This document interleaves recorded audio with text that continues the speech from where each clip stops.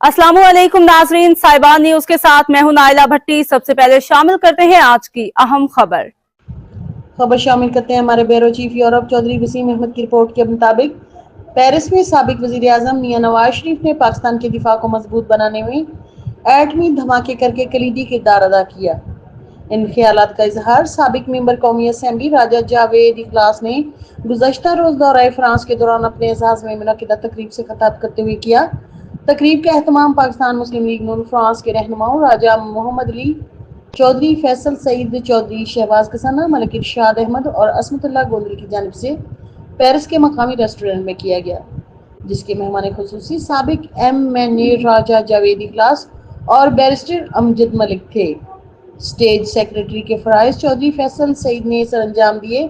राजा जावेद इखलास ने मजीद कहा कि अवाम का पाकिस्तानी लीडरशिप और अफवाज पाकिस्तान पर गैर मुतज़लज़ल एतमाद का इजहार है।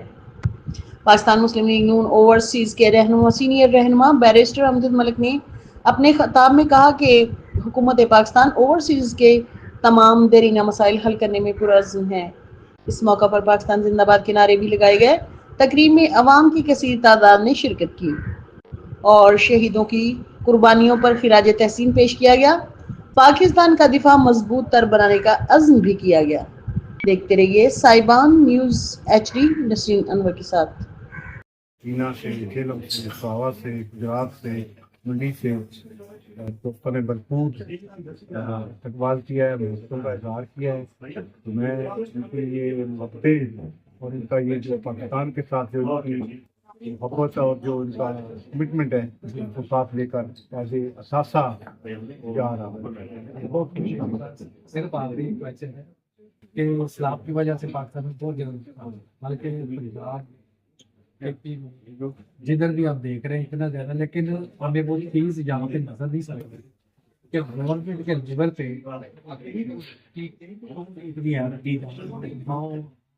बंद तोड़ दी। लेकिन यही के फैक्ट्स को बचाने के लिए आप बंद तोड़ रहे हैं, और बंद जब तोड़ इसमें कई गाँव शहर। देखिए जी, देखिए 36 साल के बाद इस लेवल का सैलाब आया, 36 साल के बाद। तो इस हवाले से मैं समझता हूँ कि पंजाब के बेशतर अजला जो है और कैलतोड़ से ही ये उसका आगाज हुआ है और अब रहीम यार खान में दाखिल हो चुका है।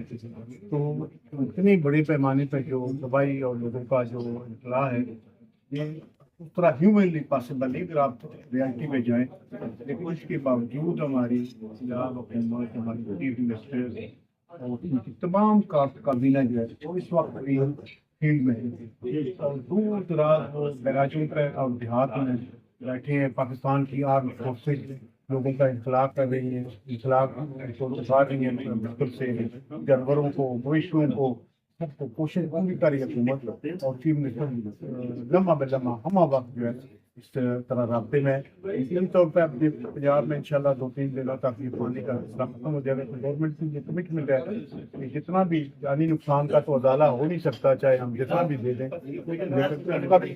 करेंगे और कंपनसेशन करेंगे और जो माल मवेशी और मकान उनको भी अकोमोडेट करेंगे ताकि लोग दोबारा अपने पैरों पर खड़े हो जाएंगे और लोगों को जो है ना फ्लड एमरजेंसी डिक्लेयर कर दी थी, एग्रीकल्चर एमरजेंसी फेडरल गवर्नमेंट की तरफ से शाबाश डिक्लेयर कर दी है और तमाम वसाइल इंशाल्लाह ताला लोगों की रिहेबिलिटेशन के लिए